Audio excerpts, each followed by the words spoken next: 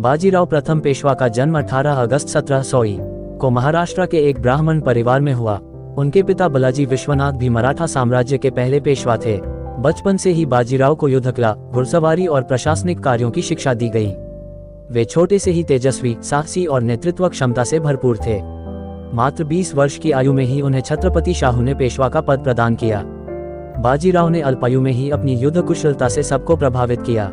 उनका सपना था कि मराठा साम्राज्य को दक्षिण से उत्तर तक फैलाया जाए। उन्होंने मुगल साम्राज्य को चुनौती दी और मराठों की शक्ति को उत्तर भारत तक पहुंचाया। उनके नेतृत्व में मराठा साम्राज्य का विस्तार नर्मदा से यमुना तक हुआ। बाजीराव हमेशा घोड़े पर सवार रहते और युद्ध भूमि में स्वयं नेतृत्व करते। वे बिजली जैसी गति से आक्रमण करने की नीति अपनाते थे। उनकी इस नीति को गुरिल्ला युद्धकला कहा जाता है। उन्होंने कई महत्वपूर्ण युद्धों में विजय प्राप्त की। नर्मदा के पार जाकर मुगलों को हराना उनकी बड़ी उपलब्धि थी। 1728 के पलखेड़ युद्ध में उन्होंने निजाम को पराजित किया। इस युद्ध ने बाजीराव की प्रतिष्ठा को और भी ऊंचा किया। उन्होंने लगातार उत्तर भारत की ओर अपने अभियान चलाए। दिल्ली तक मराठों की शक्ति का प्रभाव पहुंचाने का श्रेय उन्हें जाता है। उनके समय में मराठा साम्राज्य सबसे अधिक शक्तिशाली बना। उन्हें मराठा साम्राज्य का चतुर योद्धा कहा जाता है। बाजीराव केवल एक योद्धा ही नहीं बल्कि दूरदर्शी रणनीतिकार भी थे। वे युद्ध को तेज गति से समाप्त करने में विश्वास रखते थे। उन्होंने अपने जीवन काल में कभी हार का स्वाद नहीं चखा। उनके अभियान हमेशा विजयी रहे। बाजीराव का व्यक्तित्व अनुशासन प्रिय और करिश्माई था। सैनिक उन्हें अत्यधिक सम्मान और श्रद्धा देते थे।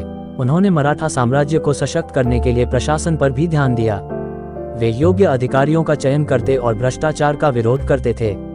बाजीराव का नाम युद्ध नीति के लिए इतिहास में अमर है। उनका व्यक्तिगत जीवन भी चर्चित रहा। बाजीराव की पत्नी का नाम काशीबाई था। वे अत्यंत धार्मिक और संस्कारी महिला थीं।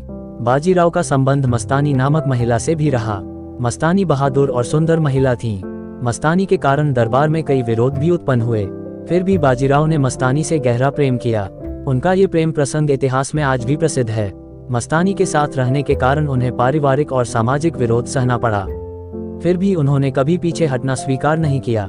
युद्ध और राजनीति में बाजीराव का प्रभाव निरंतर बढ़ता गया। उन्होंने निजाम, मुगल और अन्य शत्रुओं को पराजित किया।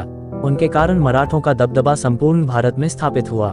दिल्ली में मुगलों की सत्ता कमजोर होती चली गई। मराठों का साम्राज्य उस समय उत्तरी भारत तक फैल गया। वे भारत के नेपोलियन कहलाए।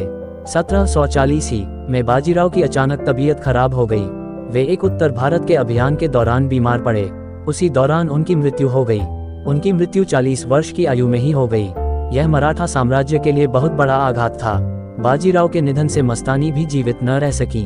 कहा जाता है कि उन्होंने भी प्राण त्याग दिए। काशीबाई ने बाजीराव की मृत्यु के बाद उनका स्मारक बनवाया। बाजीराव का समाधि स्थल पुणे के पास रावित गांव में स्थित है। उनकी समाधि आज भी श्रद्धा का केंद्र है। इतिहासकारों ने उन्हें भारत का महान योद्धा माना है। वे कभी युद्ध में पराजित नहीं हुए, यह उनकी सबसे बड़ी उपलब्धि है।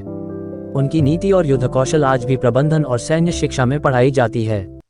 बाजीराव ने अल्पायु में ही अपार यश अर्जित किया। उनका नाम भारतीय इतिहास में सदैव स्वर्णाक्षरों में लिखा जाएगा। बाजीराव ने दिखाया कि साहस, दूरदृष्टि और नेतृत्व से क्या हासिल किया जा सकता है। वे मराठा शक्ति के सबसे तेजस्वी नायक माने जाते हैं। उनके योगदान के बिना मराठा साम्राज्य का विस्तार संभव नहीं था। उन्होंने युवाओं को देशभक्ति और पराक्रम की प्रेरणा दी। उनका जीवन अनुशासन, साहस और प्रेम का अद्भुत उदाहरण है। बाजीराव केवल महाराष्ट्र के ही नहीं बल्कि संपूर्ण भारत के नायक हैं। उनकी गाथा आज भी लोकगीतों और कथाओं में जीवित है। मराठा साम्राज्य का स्वर्णकाल उनके समय से ही प्रारंभ हुआ।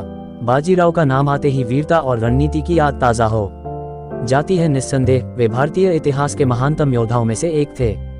हमारे ऐसे वीडियो देखने के लिए चैनल सब्सक्राइब, लाइक और शेयर करो। जय हिंद, वंदे मातरम।